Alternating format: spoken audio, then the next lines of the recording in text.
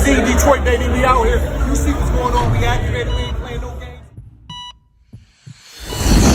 No doubt. It's boiling Straight right up, now. real It's talk. right off the pot. Off the pot, you know what I mean? So hell yeah, when I got that call, man, I was like, oh hell yeah, I gotta do this one, man. Yeah. I've been following you for a while. Straight and up. like I said, my OG put me up on you. Man, because that's we go back and forth with music, you know, that's my baby. So Yeah, she for might sure. hear something and you know, and she Put you she's on a game. yeah, she an elder in the church or whatever, Oh, you know that's what I hard. mean? So we correspond, you know, about the Bible. We talk about everything. But one day she like, hey son, you heard this rapper called Emmanuel Da Prophet?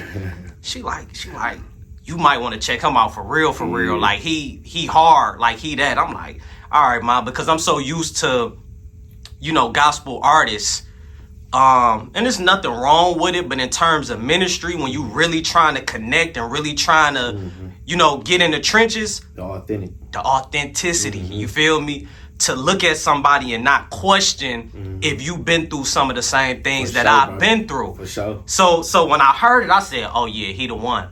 I go to your Instagram page, I see a lot of the homies, man. 700 Cal, Yeah. just a lot of the Detroit rappers sure, that's yeah. really in the field, Yeah. rocking with you, bro. Yeah. So with that being said, man, it was definitely an honor to get that call, man, and I appreciate you for taking time out your busy schedule, brother, to pull up on me, man. It's Yes, all sir. love, bro. Like this right here is really what I do it for. Like I'm on the ground, I'm footworking. I need all the mud action. Like I need it all because it's like, first of all, I can't go Hollywood on something that I came from. Come on.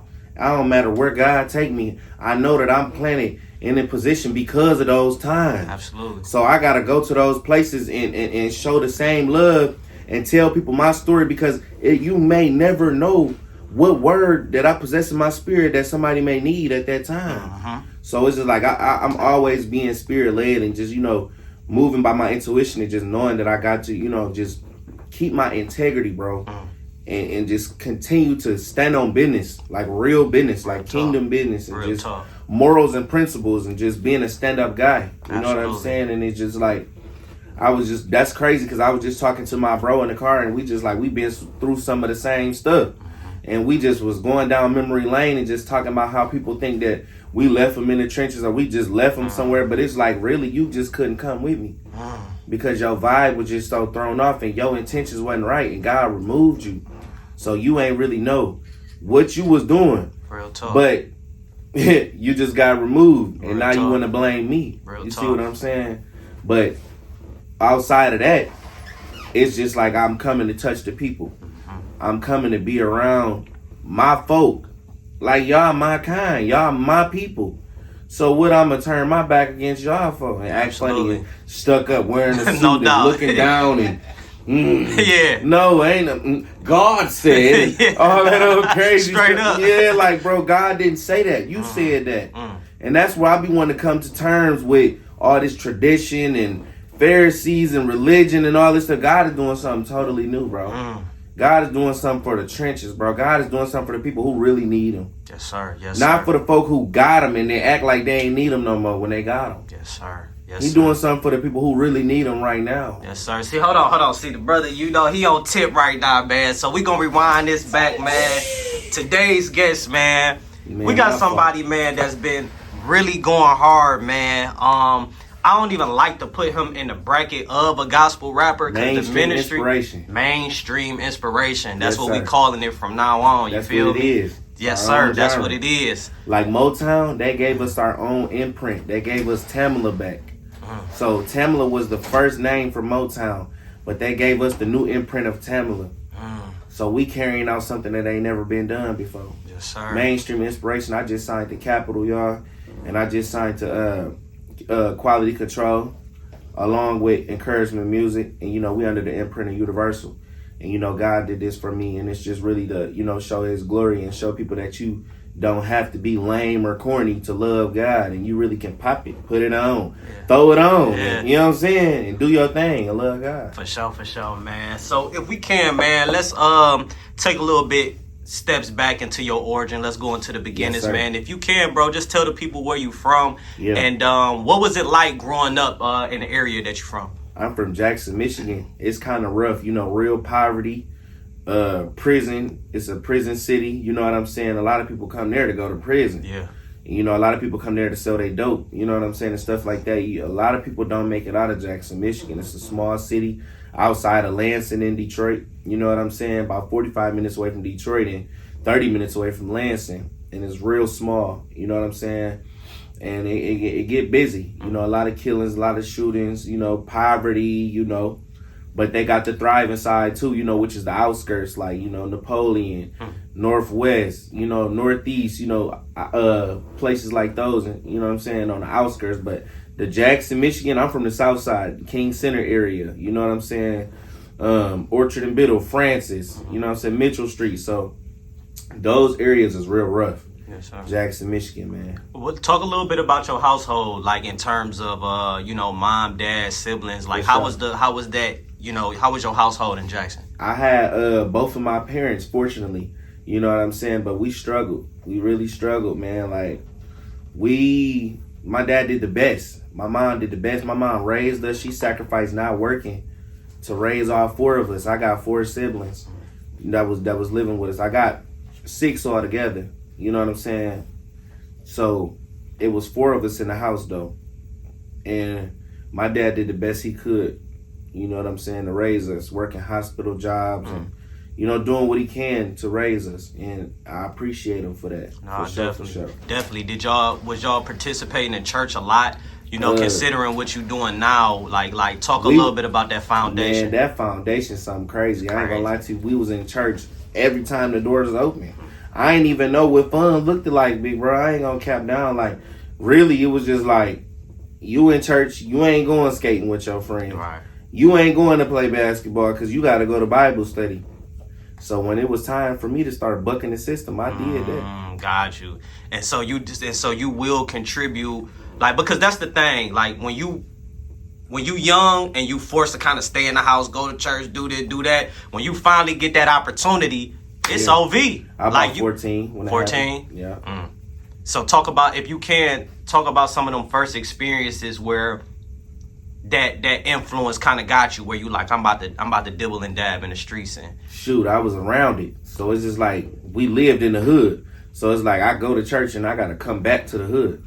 You see what I'm saying? Like, my cousins at the center, they shooting dice, they fighting, they selling work, and they doing all of that. They smoking. So, you know, I was young when I smoked my first Black and Mild. And you know what I'm saying? And hit my first joint when I was like 7th grade. Wow.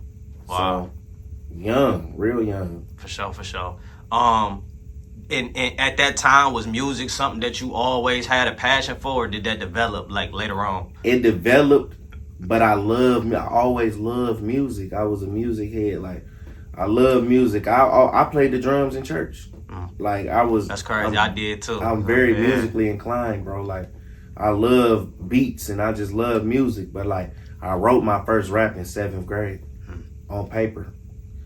Yep, I left school and I put a beat on, wrote my first rap, and then I started recording on the webcam and all that, Audacity and Mixcraft. Straight up. Stuff like that. On the rap side, who was some of your influences then? Man, Lil Wayne, For sure. Chief Keef, Peasy, Doughboys, I Swear, shoot. Who else was popping around that type of time? All the whole YMCMB. I was off them heavy. No, they had that way. That was crazy at that time. YMCMB for sure. And then, you know, French Montana. I was just off anything that was cold at that time. You see what I'm saying? But I was really like on the city vibes. Like, I loved like Detroit, Doughboys Cash Out, and Team East Side. You know what I'm saying? And I don't know if people hip, but I used to listen to a little bit of the Team West Side Boys. Like, oh yeah, I remember. Yeah, they came out for a second. Yeah, I ain't gonna lie, I wasn't in the mix at that time. You feel me? But I remember it was when Team Eastside came out. Then it was the whole Team Westside thing. Yeah, bro. for Like, sure. It was a wave. For sure. What, if you can though? What is that Jackson Detroit relationship like? How is that viewed from people from Jackson looking at Detroit, and from your perspective, how do you think people from Detroit look at Jackson? So like they look at us like out of towners, small, you know, oh man, that's little old Jackson. Like, y'all ain't from here though. Yeah. Like Detroit, we the city. Y'all come to us to get what y'all, you know what I'm saying? Yeah. Get what y'all need. It was like that type of relationship. So like everybody in Jackson like trying to do too much to show like they like, okay, we got ties with the city. Like if you was in Jackson and you had like plugs or just like people from the city, you was cool in Jackson. Got you. Like it was kind of like a trend to just like, okay, we got folk from the city. For sure. For sure. For sure. And so y'all got a big influence on Jackson for sure. And a lot of outskirts cities like Kalamazoo, Albion, you know what I'm saying, Lansing. Y'all really got a big impact on Lansing. It's crazy. Damn, No that's cap. hard. That's hard. So if I can, I want to kind of get into like a little bit of details, because listening to where you at now, bro, man, you doing some tremendous work, you know what I mean, in terms of getting this word, you know, to the people via your music. Yeah. And you do it in such a creative way, you know what I mean, to where it's undeniable and there's no excuse for a person not to listen to it. Like, you know, you hear a lot of people that may be like, you know, doing say the name of your genre again. Mainstream inspiration. Mainstream inspiration. Yeah. You got people that may attempt to try to do mainstream inspiration, Yeah. but it kind of come off a little gospel-y or corny. However they want to play it come Christian-y. Yeah. The fact that you can talk about it kind of shows and prove that you done really kind of been through some stuff. So I heard you briefly talk about like you done sold drugs, you done been shot, you know what I mean? You done been in a lot of different situations, man. If you can, talk about like some of them situations, no details, but just talk about some of them situations, like even with you getting shot. Yeah. Like really like me being shot, man, I was traumatized, you know what I'm saying? I could barely go anywhere without my gun, and it just was like it traumatized me so much that like I was having murderous thoughts. You see what I'm saying? And it was just like it was driving me down to a place where I wanted to kill, like for real, just steady wanted to kill. But you know, like it was crazy, bro. Like I started losing friends. Like people stopped messing with me. Like that was a dark time in my life, man. Like I started losing people, like started losing money. Like around that time my plug cut me off. And I was, you know, not too much, but I was selling stuff, and it just like my plug, he cut me off. So do you think it was the situation that made people start distancing themselves, or just your energy, how you was moving around that time? I feel like God was pulling the distractions out of my way, because I was so invested in that stuff that I quote unquote ain't had time for him. And God had a calling on my life, and I didn't see it, but his hand was always on me, because I was wondering why I would be getting out of little situations where, okay, I could have went to jail with this, but they just let me go. Yeah. Or, you know what I'm saying, this person was just trying to attempt to rob me, but just let me go. Like, you know what I'm saying? Like little situations like that where it's just like, okay, that was God. Most his definitely. hand been on my life. And so like, I don't take it for granted at all. Yes, sir. And so going through them situations, man, like having your mom and your dad having, you know, spiritual background and stuff like that, you know, like including mine, like I done been through a few things, and I seen maybe like some of the pain that I done go. Talk about a little bit of that pain that you feel like your parents experienced through your dark times. Man, my parents, man, they was stressing themselves out about me, man. Like my mama spent nights crying about me being in the streets, man. My dad worried about me. He wanted to kick me out so many times, but his love for me never kicked me out. You know what I'm saying? Like he loved me so much that he never kicked me out. But my mom and my dad, they just was like super worried about me. You know what I'm saying? Like, but just they just continued to pray for me. Yeah. Kept me at the altar. Yeah. And then, you know, over time, I just came right into my calling. No doubt. For sure. If you can talk about that wake up moment, I heard you, you know, like I said, you mentioned after you got shot and you was going through that, you mentioned your pops being real pivotal in your transformation, For or sure. you coming back home. I'm gonna say that. Yeah, man. My mama had got cancer, and I had lost my plug around that time, and my blood cousin had just got killed by, some folk that was real close to us, and I was just like in a wreck, an emotional wreck. Wanted to kill stuff, wanted to cry, wanted to give it all up, wanted to end myself. Like, it was just so many emotions, bro. And my dad came in my room one day and he was like, "This ain't yourself. Get up. Like, get in the shower and go drive around or something. Like, get your mind together, because this ain't you. This ain't my son. For sure. And what you think about going to church?" And I'm like, "Dad, you know how I feel about that church stuff, because it's just like, I seen how they did y'all in there." And he was if you like, can't straighten your what's the name up, so we can y'all. "Oh yeah, good. for sure." Go ahead. But he was just like, my pops, he was just like, "Come to church. I'm telling you, just try it out." And so I was talking to this girl at the time, and I asked her, I'm like, "What you think about going to church?" She was like, "Let's go." So I went, and bro, when I tell you I cried the whole time, and like he was just speaking about everything, and then he surprised me, because I said, "Dad, I ain't going to church unless you got your own church." I didn't know he was the pastor at the time, so when I got there, it was a surprise for me to find out he was a pastor. You see what I'm saying? Wow. Yeah, so that's why he was telling me to come. That's crazy how that line up like that, though. He was telling me to come, so because he knew he had a surprise for me. And so, like, I used to just love how he preached. I just love how my dad would break the word down, and just, my dad anointed, so like when he preached, it's just like you can feel it, and you can feel God.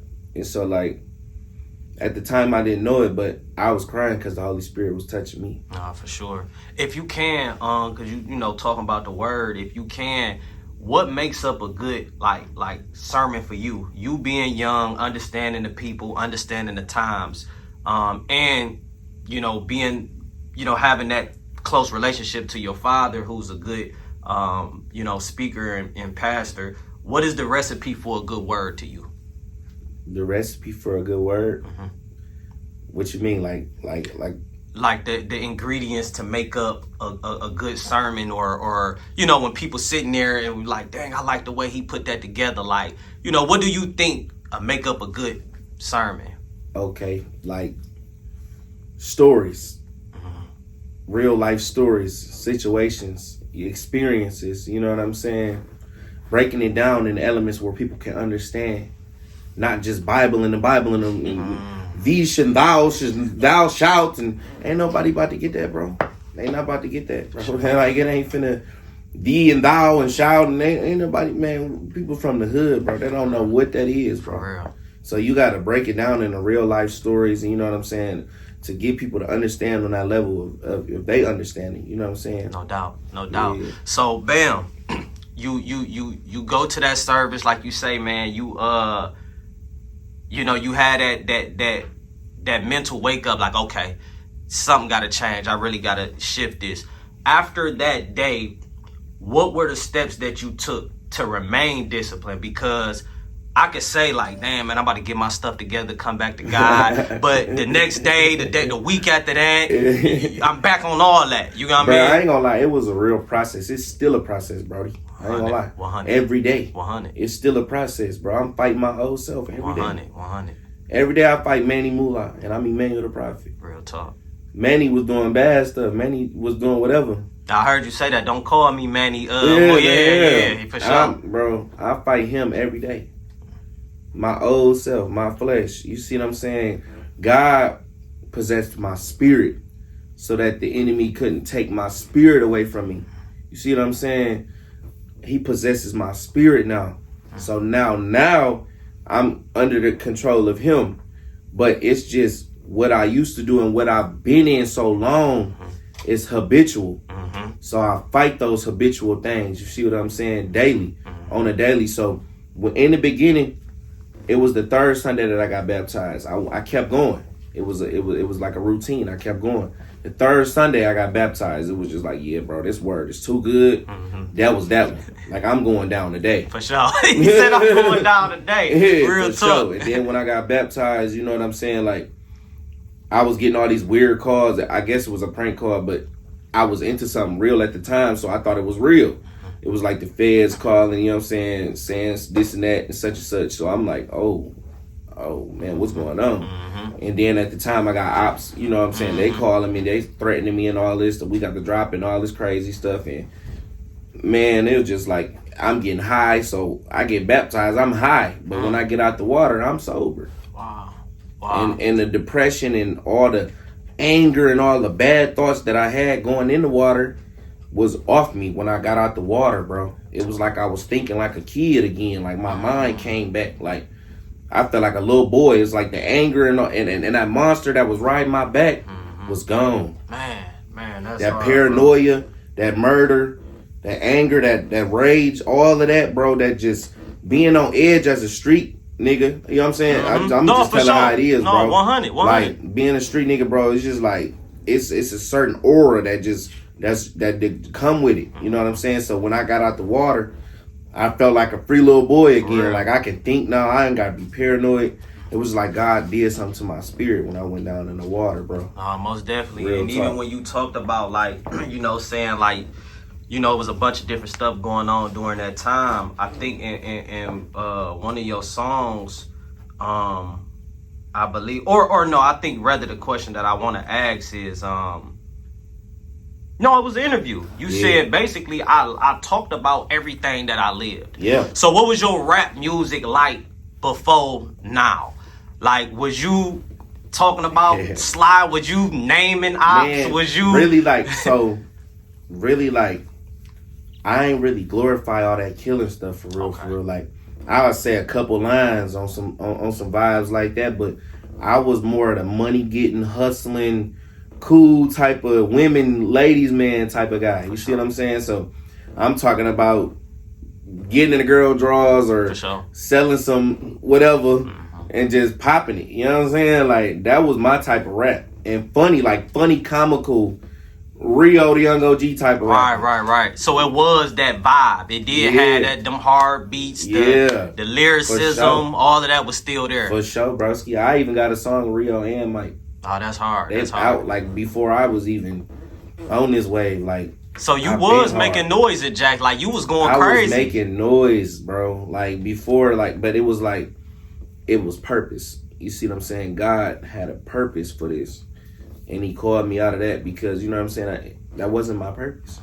Stuff wasn't working out. I was paying extra for stuff. I'm paying extra for features. I'm doing this, and I'm just doing the most, and it was just like it was draining me.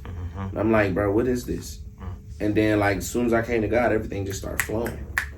Like, everything just started going the way it was supposed to go. So what year was it that you made that first song that was that gospel song that sound like what you doing today? What year was that? 2021. 2021. What was the response when you dropped that first record? Everybody was loving it. It was a song called Church Talk at first. You know what I'm saying? Everybody was loving it. It was like on a Peasy type vibe. Type of beat, you know what I'm saying? Everybody was loving it, but then it was like I started making more, going to the studio, making more, and then I just made a 4-song EP. Man, I left the dope alone and all that. I started door dashing, you know what I'm saying? Working at Amazon and all that. Ended up quitting Amazon, door dashing, because door dashing was just so familiar with me riding around swerving. Right. So it was just the legal way, but like I was getting closer to God in that time, bro. Like door dashing, it was just one-on-one with me and Him. Worship, music, sermons, or whatever, just feeding my spirit. And then as I'm doing that, just focused on Him, the songs just doing whatever out in the world, and then come to find out it's viral on TikTok. So that was Holy Steppin'. Holy Steppin', yeah. Holy Steppin' was the one that went viral everywhere. How did it feel getting that feedback when you did go to TikTok and look like, dang, this mother's going up? I wasn't even knowing. People hit me up on Facebook Messenger like, hey, bro, you going viral on TikTok. I didn't even have a TikTok, bro. And this was in 2021? Yeah, like going into 2022. Gotcha. You see what I'm saying? Like, I didn't even have a TikTok. It's like folks telling me like, hey, bro, you going viral on TikTok. I'm like, what? You know what I'm saying? Like, what is TikTok? Real tough. Like, so I get on there. I finally make one, and I see what's going on, the traction that it's getting. And then they like, Manny Moolah. I'm like, bro, I don't go by that no more. You see what I'm saying? Like, and I changed my Instagram up. People thought I was Lace, bro. They was calling me Lace, everything. Like my old homies and like people out in the hood and everything else, they calling me lazy because I was talking about God. Wow. But I had to understand, like, their level of understanding and their level of, coming to that time, it just wasn't there. Most definitely. Definitely. What do some of them same people say now when they see you? Bro, they so happy for me, bro. It's crazy, bro. That's all right. Like, people right now, to this day, I'm talking about today, calling me, I'm surprised. Who? What? Really? Like, talking about folk that did me the dirtiest. Calling me today. And what's your spirit like when they call? Forgiving. Loving. Gotta love on them, bro. Got to. Because it's like, I'm not gonna let nobody slow my process up. I'm not gonna be bitter and hold that against them because they ain't even know what they was doing. It's never a person, bro. That's a fact. Well, hold on. Go a little bit into that. When you say it's never a person. It's never a person, bro. It's always forces behind that person. You know what I'm saying? Like, when I was in the phase of my life when I was doing wrong, it was a force that was driving me to do wrong. It was never me. You see what I'm saying? My real self is now. When I came into purpose. Everybody ain't at purpose or destiny. You know what I'm saying? Most definitely. They in the process of getting there or just making a whole U-turn and crashing up. Not going at all. Big facts. So bam, you got this TikTok motion going on. And I'm assuming around that time is when you changed your name from I had did it before. Okay. I did it before it started catching traction. Like, I made the whole little transition. And that was the time when I was working at Amazon, so I had switched my Instagram up from official Manny Mula to Emanuel Da Prophet, and I just put Kingdom Man in my bio, and I just deleted all my old trailers and everything that I had on there from making my old music. You know what I'm saying? Probably had like 5,800 followers then. And then, like, when the song started catching traction, this what I did. It was like everybody was looking for me on Instagram and they couldn't find me because I had changed my name. So I had put, like, the little name under it, like the name under it, like under your real name on there. Yeah. So I had put Manny Mula under that. So they'll know. So they'll find me. Bro, that's when it went from 58 to 10,000, 10,000, 20,000, 20,000, 30,000, 30,000, 40,000, 50,000, so on. So I'm just like, I'm looking at all of this stuff. Queen Naj reposted me. Enrich Da Kid hit me up. That song hard, Chance the Rapper. Chance the Rapper following me. Peasy following me. Cash Kid following me. Biggs. All them people Shout I out used to all to them listen guys. to. Yeah. You know what I'm saying? And it was just like, whoa, God, you doing this? You doing this because I'm serving you? Man. And what do it mean? Because a lot of them guys that you naming is real street guys. You get what I'm saying? That have really been through and still, might has, you know what I mean? Come on now. How do it feel, bro, for them to be able to, your music to resonate with them? Because them guys is in the industry doing their thing. So they got a different type of ear to determine, like. Yeah, man, they make me happy, bro. It get me excited. I'm like, I'm going to go make another album now. Oh, God. Because it just be like, dang, this the people that I was looking up to. And God showing me, like, once you follow me, this who you really are. Your higher self. Your higher level of, your kingdom man. Your king ways. This is who you really are inside of me. You see what I'm saying? And it's just like, once I tapped in and seen who I really was, now it's my job to show people who they really are. Real talk. Through my music. If you can, talk a little bit about that Enrich Da Kid record that y'all got. Y'all got the visual out to it too. And it's hard, man. Talk a little bit about how that came about. So, he loved Rich. That's my dog, man. He loved ghetto gospel. So when ghetto gospel came out, that one started floating, going viral too, along with Holy Stepping. So ghetto gospel was the second one to go viral. And like, he reached out to me personally on Instagram. Yo, I'm like, what's up, bro? He like, ghetto gospel is fire, bro. Send me an open verse. Boom. Start going crazy. And this is so arguably... Rich posted... if I want to say, I want to make this disclaimer. This is arguably one of the biggest, like, come on now, yes, rock star, not Detroit, but rock star rappers in the game right now. So, yeah, if you know, you know. But go ahead. And it was like, once he had hit me and all that, we exchanged numbers, we hopped on FaceTime, and it was just going up. And it was just like, bro, I can't believe this is happening right now. Like, he's sharing me all on his timeline, and he's sharing me all on his page. And then once he posted the song, like he posted the song, but he had took it down because I think the label ain't cleared it at the time. You know, so the label just cleared it, praise God. But the label ain't cleared at the time. And so Peasy comment like, send me the open verse. That's when I was just like, bro, it's going up right now, bro. Straight up. God did. Straight up. Like I said, God did. 100. For real. 100. So, so you got all that motion going on. Enrich Da Kid reaching out, Peasy reaching out, Biggs, all it just everybody reaching out. Lecrae, it's crazy. We was just talking about Lecrae too. He said, "Keep going, young soldier." Yes, sir. Yes, sir. And I know that mean a lot to you too, by him being in the industry in that, you know what I mean, in that doing lane, that wave. For sure. Trying to do that wave or whatever. For sure. So, now for those who don't know, man, now you got a situation with quality control. Yeah. And if you can talk about that whole situation, how did you end up linking with P and just the whole team and just how everything came about with that? Shout out to my bro Tilly, man. Mixed by Tilly, man. He is the head A&R and mixing engineer for quality control. And his cousin from here, he shot him my trailer of, I think it was Grace of God, one of the songs called Grace of God that I did. And Tilly caught a whiff of it and he just hit me up. He said, come to Atlanta. But like the first 2 times I came down there and hit him up, but he was busy. Third time I came, I specifically prayed this time. I'm like, God, show me if I'm supposed to be in Atlanta working with this man. So the third time I called him, he answered. I said, okay then, God. He said, come on through. And when I went through, I made 4 songs off the dome, straight freestyle, 5. Crazy. He just was like, I just wanted to get you over here to record. So I went back to Ohio because I was living in Columbus, Ohio for like 11 years. But he called me back down to Atlanta for the Stellar Awards just to show me a good time. Dress up, man, and get you another good vibe going on. So he had an artist in the beginning, and he's no longer with us, but he had an artist in the beginning. And we went to the Stellar Awards for him because they got an award or whatever the case may be. And I was just like, wow, this is crazy. But then I went to his house to record that day too. Ended up staying a couple more nights. Bro, I promise to God, bro, by December, I think it was like December going into January, that year, 2022, I was staying with him. I was living with him, locking in.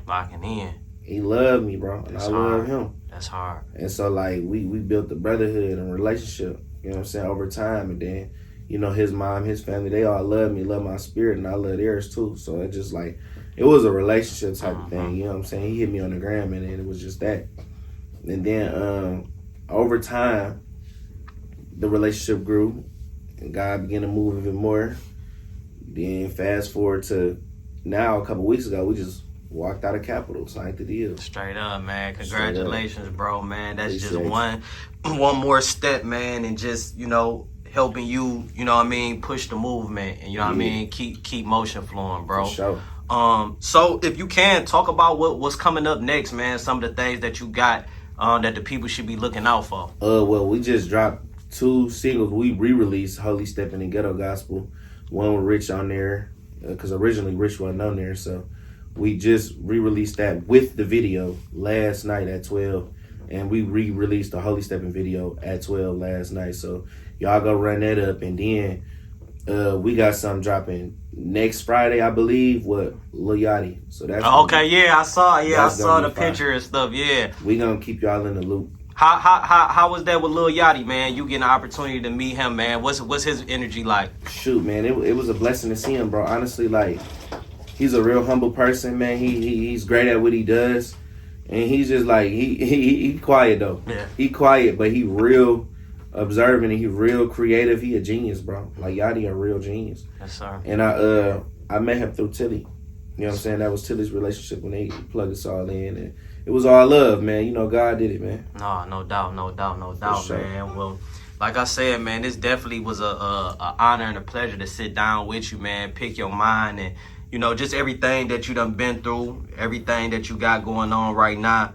and everything that you got, you know what I mean, coming up in the future, bro. So yeah, if you can, tell the people where to find you at on Instagram. You can find me on Instagram and all platforms at Emmanuel Da Prophet, EMANUELDA Prophet, PROPHET.